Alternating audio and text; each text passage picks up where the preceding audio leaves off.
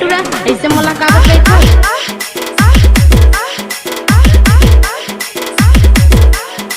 हाय दैया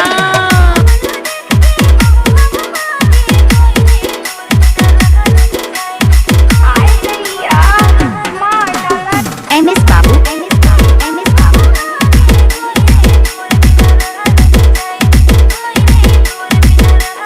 अरे गजब स्मार्ट दिखत है यार। हेलो हेलो हेलो हाँ जी हाँ जी हाँ जी। आपका नाम क्या है? आपका नाम क्या है? मनीष बैकुंठपुर बैकुंठपुर बैकुंठपुर।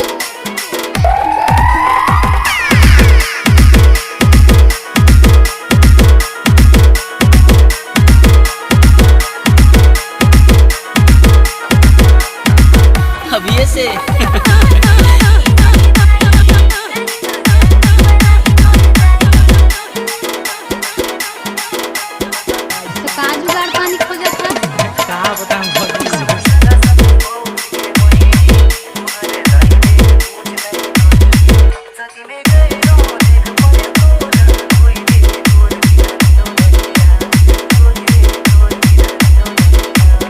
अब तो समझ यार।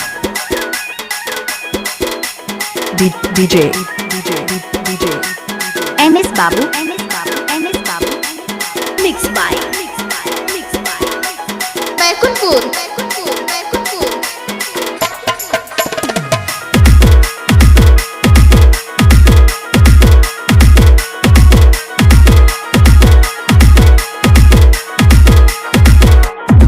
हाय दैया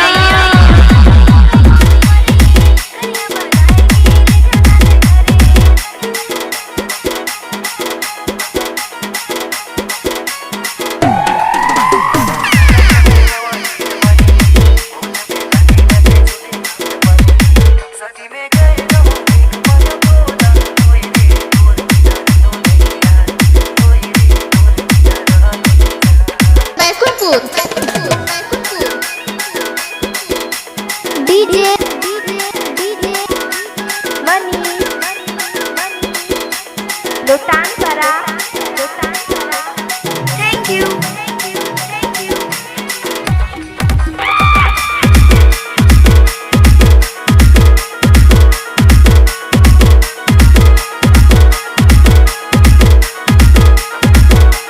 Magayawan Saka.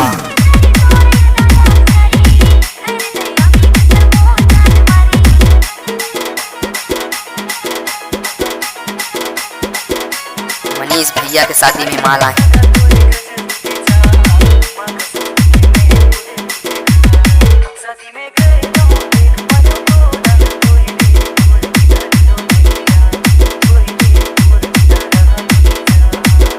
मनीष बाबू डीजे एमएस बाबू मिक्स बाय बैकुंठपुर बैकुंठपुर बैकुंठपुर।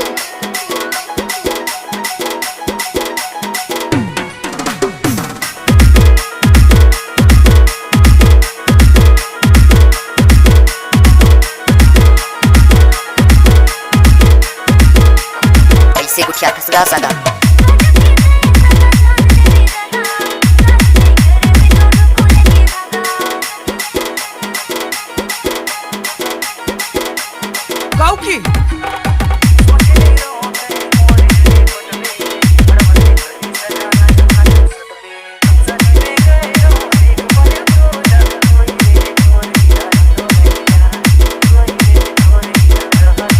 टुरा ऐसे मुलाकात कैसे